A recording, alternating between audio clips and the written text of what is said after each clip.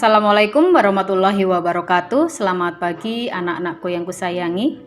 Apa kabar kalian hari ini? Semoga semua dalam kondisi sehat ya, sehingga dapat mengikuti pembelajaran prakarya dan kewirausahaan pada pertemuan minggu ini.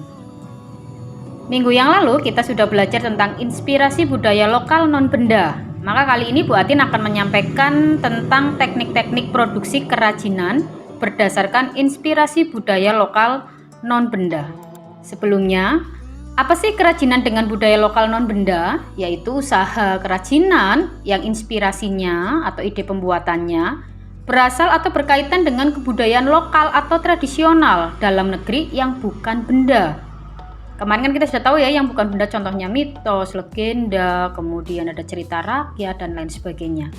Nah, kerajinan seperti ini juga membantu masyarakat untuk lebih mencintai dan mengenal kembali lebih dalam akan seni budaya tradisional dan tidak hanya hobi menyukai seni modern saja yang belum tentu positif pengaruhnya.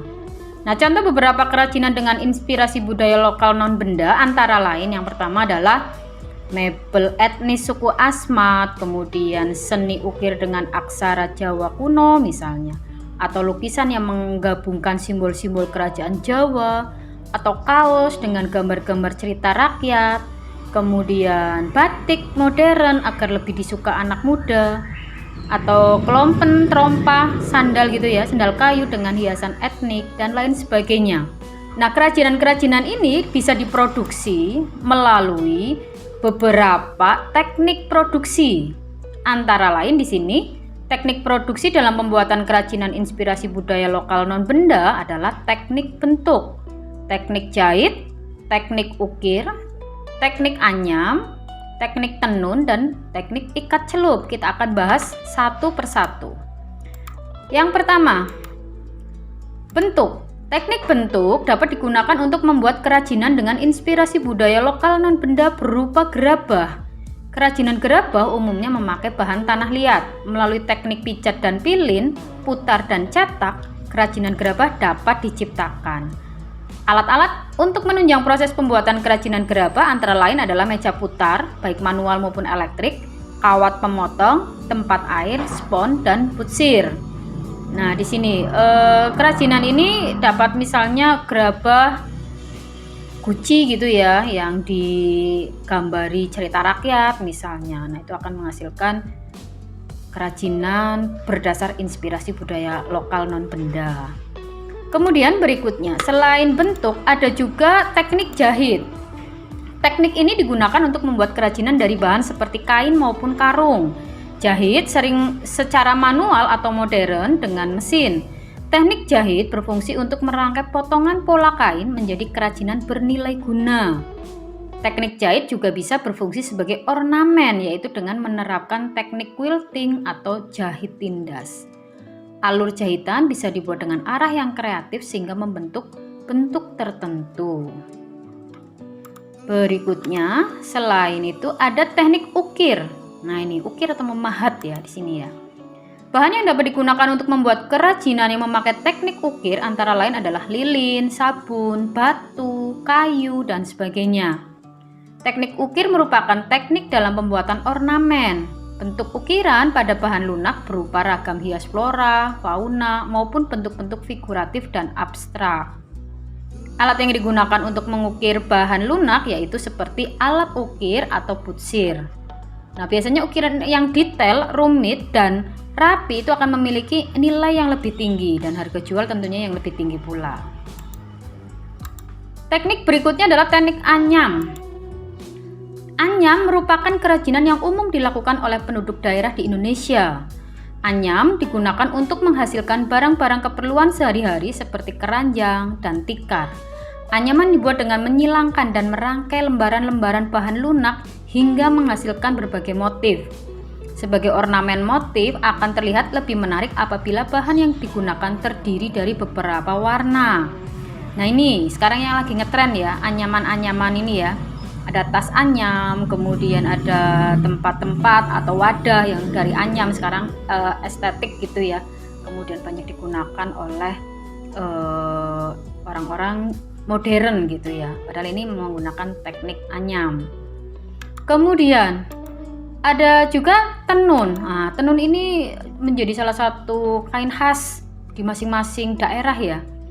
Tenun biasanya dibuat dari benang seperti kapas, sutra, dan sebagainya. Dalam teknik tenun terdapat dua jenis benang, yaitu benang pakan dan benang lungsin.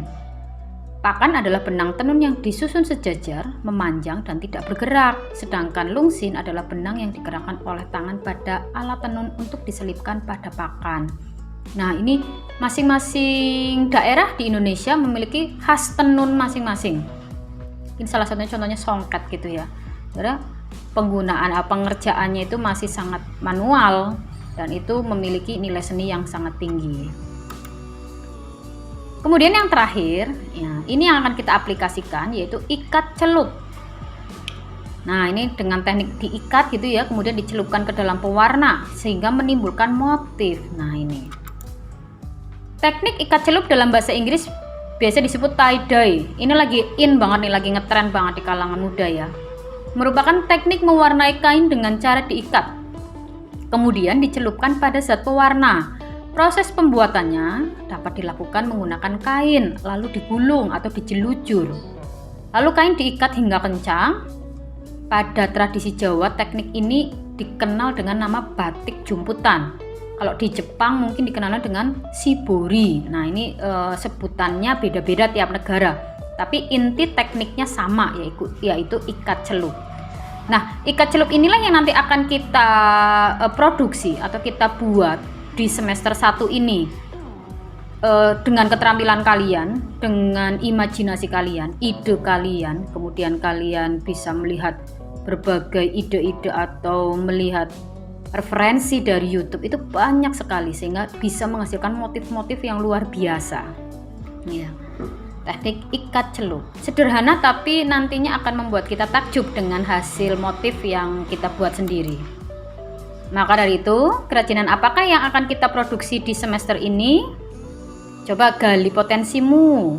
Mau menghasilkan karya yang seperti apakah? Nah, ini nanti kita akan melakukannya di semester ini.